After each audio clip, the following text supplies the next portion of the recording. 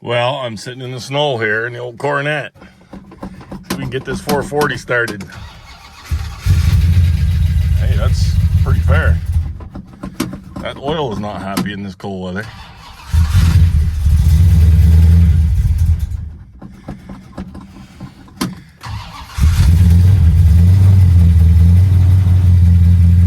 Well, that ain't half bad. Choke don't work, but I'd say the old girl's gonna make it. Get it in the garage out of the snow.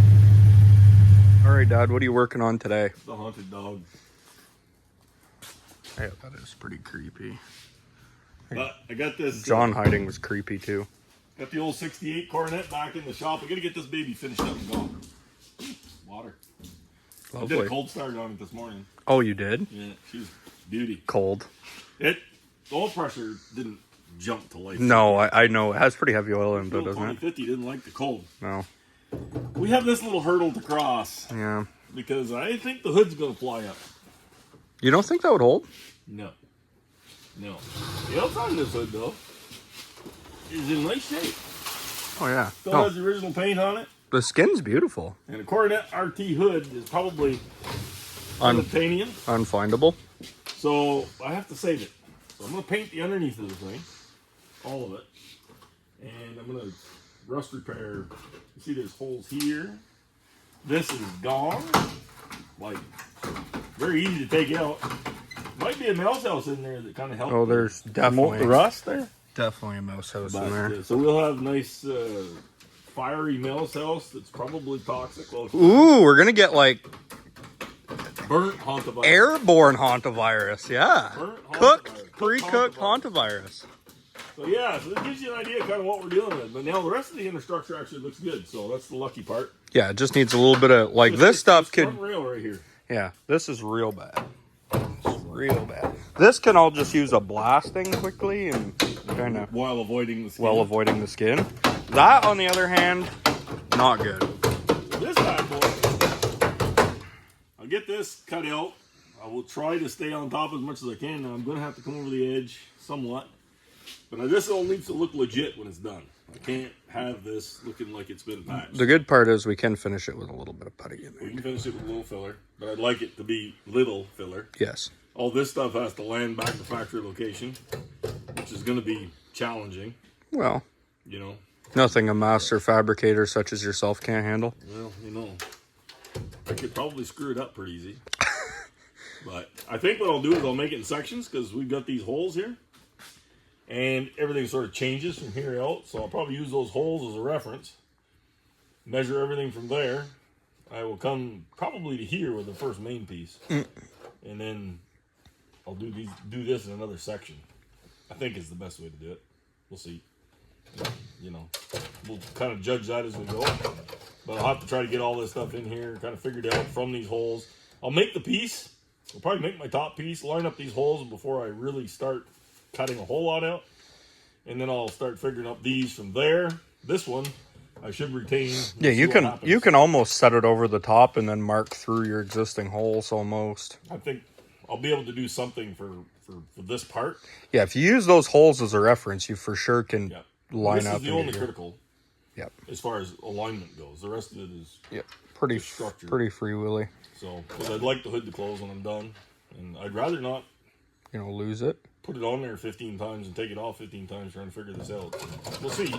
We may have to once check it, but we'll see how confident I feel when it comes down. This, like I say, this is going to give me some info, and I will also take a measurement from there to there to give me a little more info, because this screw hole should stay. We'll see. I think you'll be good to go. Yeah. And I'll make a little schematic of it, and we'll figure out. And then, like I said, this is the only sort of iffy part to get right. The rest of this needs to look right. So we are to be able to do it. But we got to save an RT hood, so Another day. today's fun. All right, so this little treat right here, see, we got a nice little inside brace I found, so we're going to start with that. The problem is, on one of these brakes, you make a 90-degree bend. And I want to make a radius bend. This one's pretty close to 90 degrees. But I'll start by practicing this. This is a little 1/4 inch bend, kind of hard to do. What I'm going to do is I'm going to start in just a little bit from the marks. And I'll bend it a little. And then we'll come out a little bit. And see if we can get a little radius in there.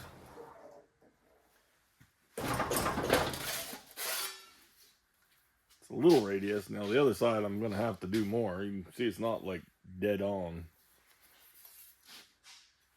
Probably pretty close to this. It actually doesn't look too bad. You see the two side by side. It's a good start. So now I got to mark it out. I'm going to come in, I'm going to do this one. So this one is a big radius, so I'm going to have to, I'll make several marks. Ooh. Yeah. Another little piece to the puzzle I didn't notice. And this is the problem with working with the rusty crap. You can see that has, that tapers. And probably tapers back too. Yeah. This is going to be interesting for me. Does it? I'm going to say it does. So we're going to have to kind of work our way through this one then. So the center is going to be what we really need. And we may have to cut this and work it back after. Probably will. I'll probably make a cut in the top. Like, zip it here. And zip it here, cut a pie shape out of it and bring it back, because you can see the center is full, depth, and the sides kind of start tapering in. So I think, yeah, boy, this is going to be a challenge. All right, so I've marked this out. I'm going to start back in here behind that and just keep working my way out.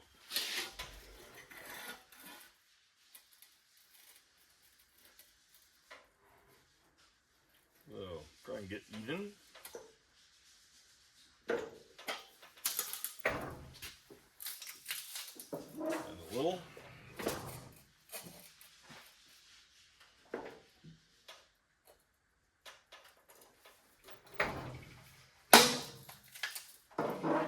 The reason this is important is because I'm gonna want the top to look right. So if I bend this too sharp and then the top isn't gonna be, I won't be able to get the top down to 90 degrees. Let's take a look at what we get going. It's fairly soft.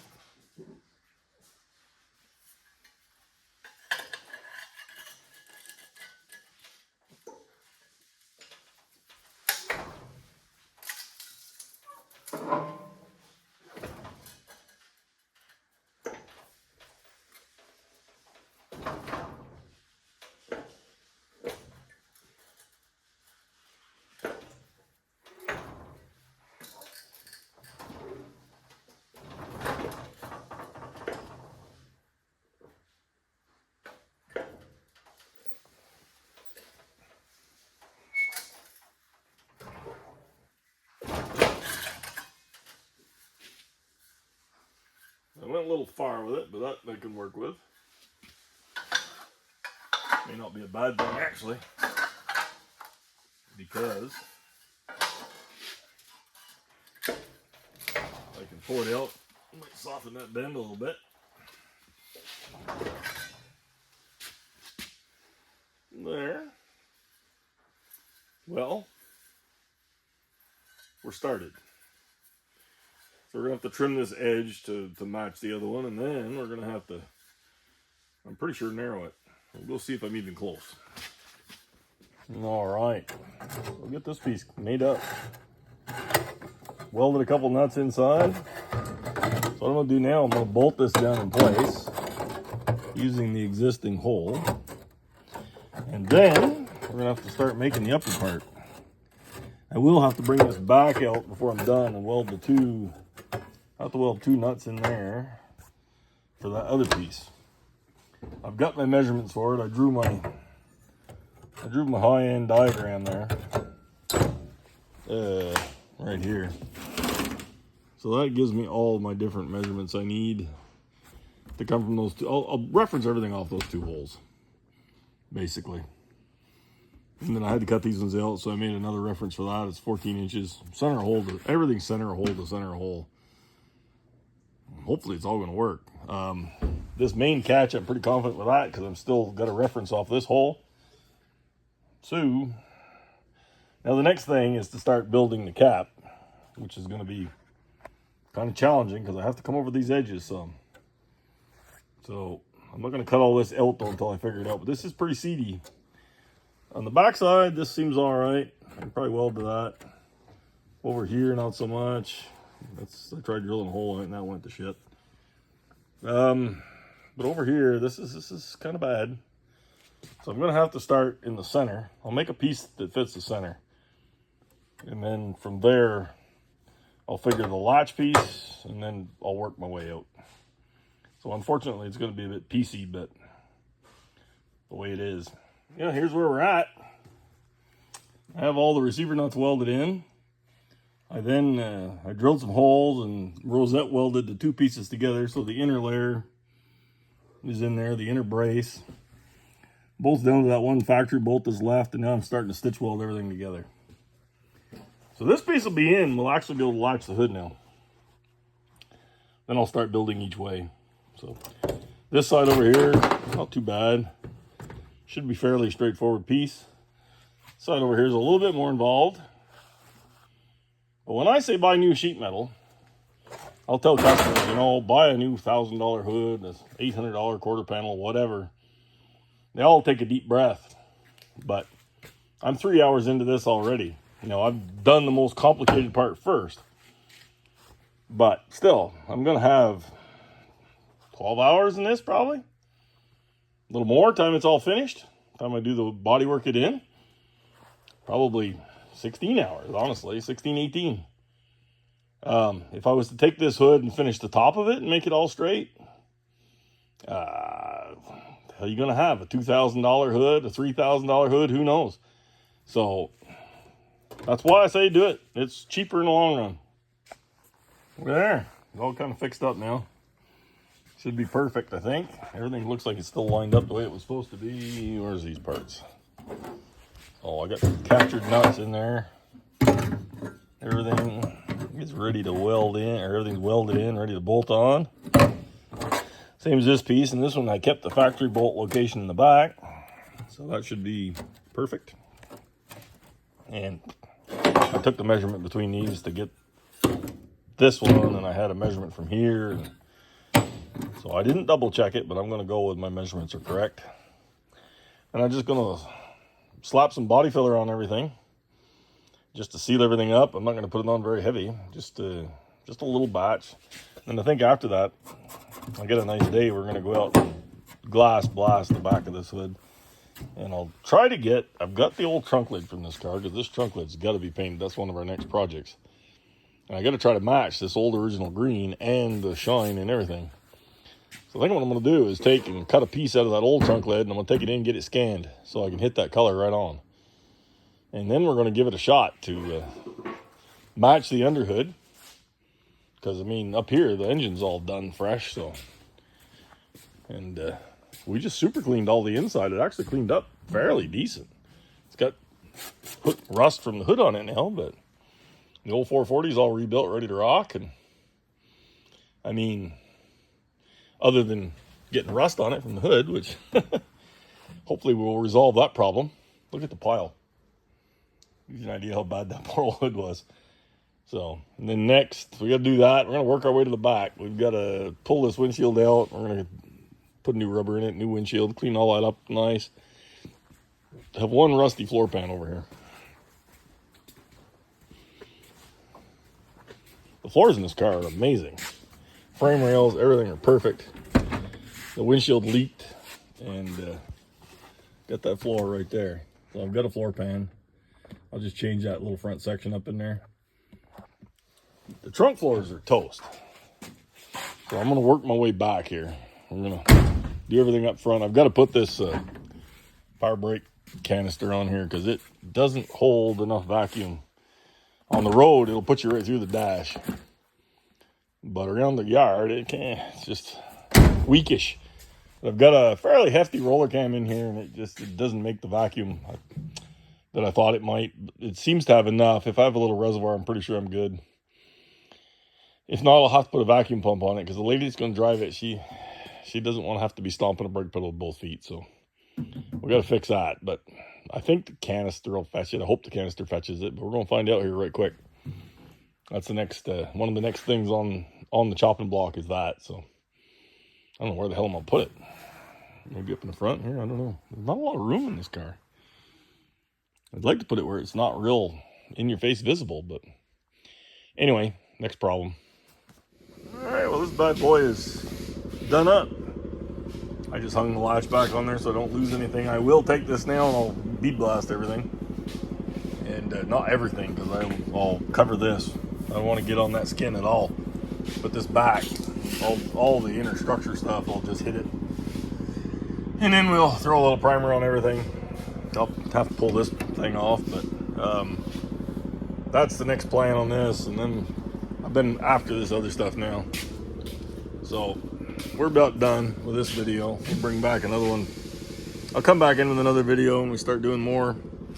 But I kind of tuned the engine up there today a little bit. I hooked the vacuum advance up, checked my timing, did a few things, because a lot of that hadn't been done really good. And then I put that vacuum canister in there. Tried to string the hoses as clean as I could. That seemed to be the best place to put it, where I could hide it some. So I don't know, I think it'll work out. The brake pedal does feel better. I have to drive it and really see what it's doing. I really don't want to put a vacuum pump on this thing. It may come to that though. But anyway, this is where we're at. She feels pretty good. I think we're all right with it.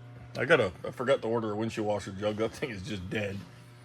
I got to get one of those. I got a few small items coming. Then I got my big order coming with the trunk floor and all that stuff. So we're going to try and get this bad boy on the road in May. So it'll be really fun.